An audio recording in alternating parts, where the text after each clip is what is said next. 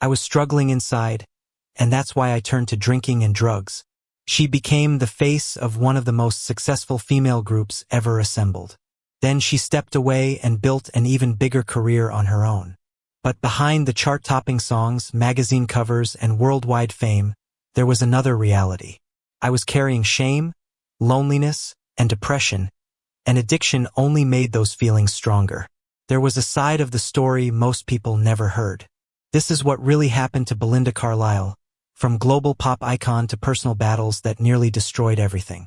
Belinda Jo Carlisle was born on August 17, 1958, in Hollywood, California. Her mother Joanne was only 18 when she gave birth to her, while her father Harold was much older.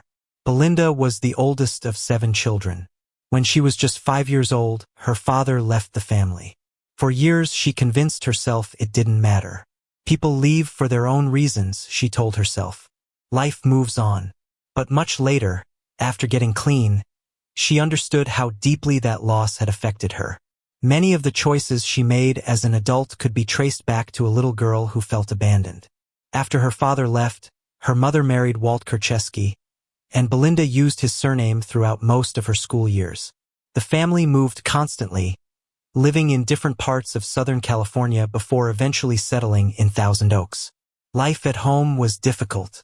Her stepfather drank heavily, and when he did, the atmosphere became tense and frightening. Her mother battled depression. Money was always tight. Home often felt like somewhere to escape from rather than somewhere safe to return to. School wasn't much easier. She was teased about her weight and given a cruel nickname by classmates.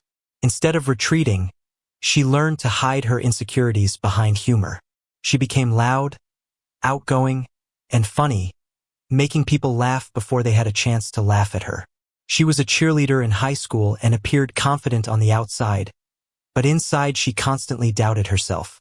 She could walk into a room and capture attention, yet still feel like she didn't belong there. By her early teens, she had already started drinking and experimenting with drugs. It wasn't occasional curiosity. She threw herself into it. The escape felt good. The confidence it created felt even better. Years later, she admitted that she often did the exact opposite of what authority figures told her. If someone warned her not to do something, she wanted to try it. The numbness helped silence emotions she didn't know how to handle. As a teenager, she drifted toward Los Angeles's underground scene, where a new movement was beginning to take shape. Punk rock was exploding across the city. The clubs were small, loud, and chaotic, filled with people who felt disconnected from traditional expectations. For the first time in her life, she felt like she belonged somewhere. In 1977, she briefly joined the punk band The Germs under the nickname Dottie Danger. She played drums, though she never considered herself a strong musician at the time. Illness kept her from performing regularly, but the experience connected her with the people who were creating one of the most influential scenes in Los Angeles. Among them was guitarist Pat Smear, who would later achieve worldwide success with Foo Fighters. Their friendship began during those early punk years and lasted for decades. Not long afterward, Belinda met Jane Wiedlin at a party. The two shared similar ambitions and quickly began discussing the idea of starting a band. Along with several other musicians, they slowly built what would become the Go-Go's. At first, they were far from polished. They rehearsed in small apartments, played tiny venues, worked ordinary jobs to pay bills, and learned their instruments as they went. Nobody expected them to make history, yet that is exactly what happened. Over the next few years, the group transformed from a struggling local act into one of the biggest success stories in popular culture. In 1981, they released their debut album, Beauty and the Beat. The record exploded in popularity and climbed all the way to the top of the charts. The achievement was historic. The Go-Go's became the first all-female band that wrote their own material and played their own instruments to reach #1 with a debut album. Songs like We Got the Beat and Our Lips Are Sealed became defining hits of the decade. Suddenly, the band was everywhere. Television appearances, sold-out tours, magazine covers, and non-stop attention followed. To the public, everything looked perfect. 5 energetic young women from California living out an incredible dream. Behind the scenes, reality was far more complicated.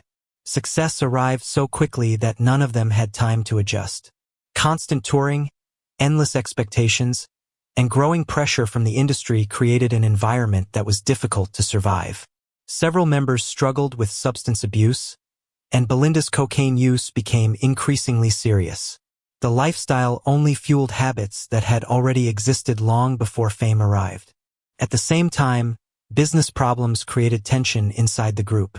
Financial disputes and disagreements about creative direction slowly began pulling members apart. While audiences saw smiling faces on stage, relationships within the band were becoming strained. Their second album continued their momentum and produced more successful singles. But by the time their third record arrived, cracks were impossible to ignore. Some members felt overlooked. Others were dealing with personal struggles and health issues.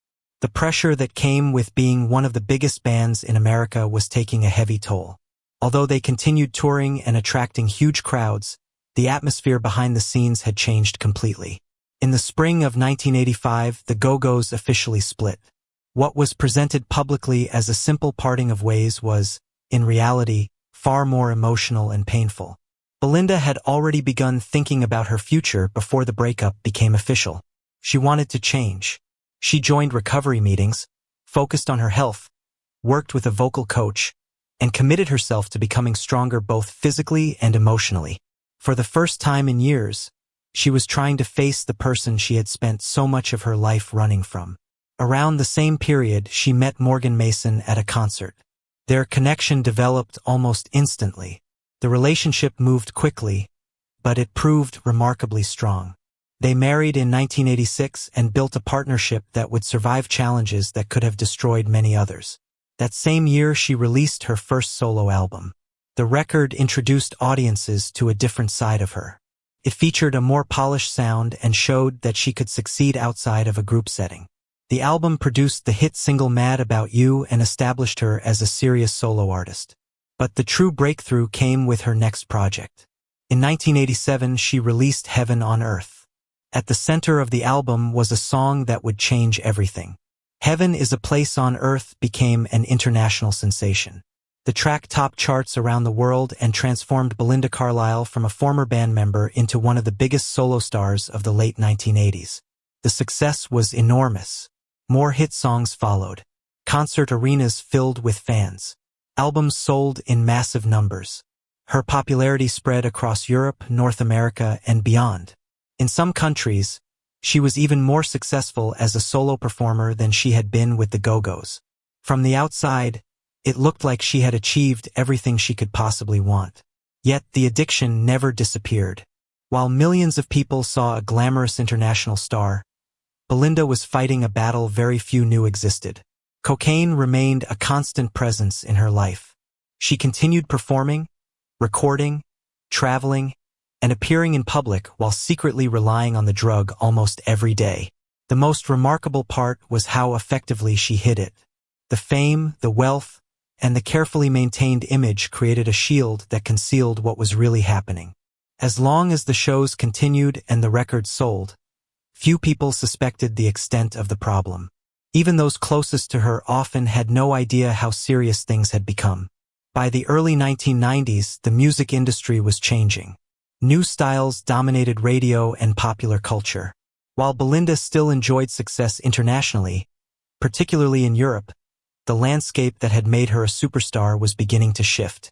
Through all of it, the addiction continued quietly in the background. Years passed.